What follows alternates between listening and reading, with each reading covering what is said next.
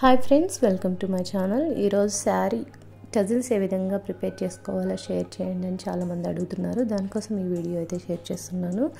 ముందుగా మనకు కావాల్సింది జరీ థ్రెడ్. అది ఒక నార్మల్ నీడిల్కి ఒక లైన్ తీసుకుంటే 2 లైన్స్ అవుతుంది. 2 స్టాండ్స్, అలాగే సిల్క్ థ్రెడ్, అలాగే గ్లూ, ఫ్యాబ్రిక్ గ్లూ దొరుకుతుంది మనకి.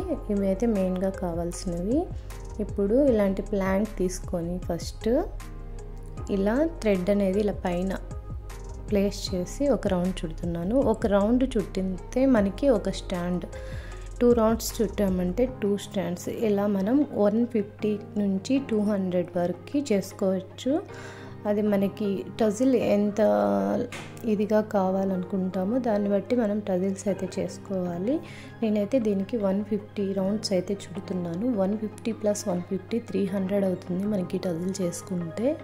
ఇలా 150 అయిపోయిన తర్వాత ఇలా థ్రెడ్ని ఇలా పైకి పెట్టేసి ఆ థ్రెడ్స్ అన్నిటినీ కూడా ఇలా ఫింగర్స్తో హోల్డ్ చేసుకోవాలి.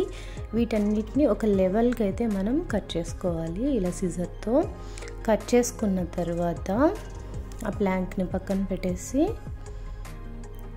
మనం ఫ్యాబ్రిక్ గ్లూ ఉంటుంది కదా, ఆ ఫ్యాబ్రిక్ గ్లూ తీసుకొని ఈ చివర్లో కొంచెంగా అప్లై చేసి వీటన్నిటిని మొత్తం థ్రెడ్స్కి ఈ ఫ్యాబ్రిక్ గ్లూని ఈ విధంగా అప్లై చేసుకొని ఇలా నీట్గా ట్విస్ట్ చేయాలి రౌండ్గా.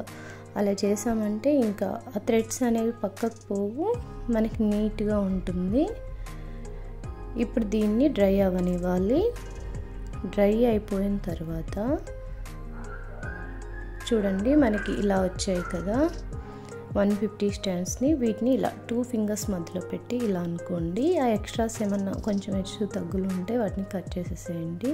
శారీ టజిల్ అయితే నేను 1.1 అలా వేస్తున్నాను. దాన్ని ఒకసారి చెక్ చేసుకొని ఈ క్రోసా నీడిల్కి ఈ విధంగా ప్లేస్ చేశాను. ప్లేస్ చేసిన తర్వాత థ్రెడ్స్ పక్కకు ఉంటే వాటిని నీట్గా పైకి లేకుండా నీట్గా ఇలా అడ్జస్ట్ చేసుకోండి.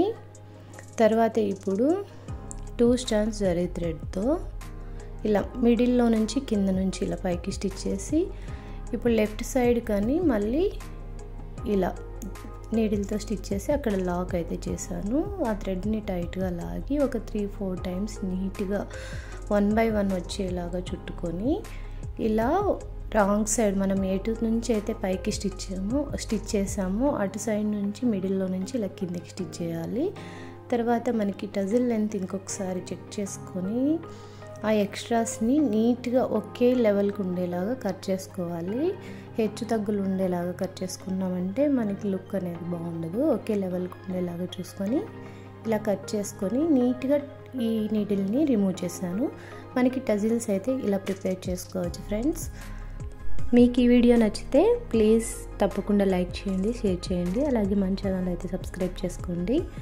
Thank you for watching.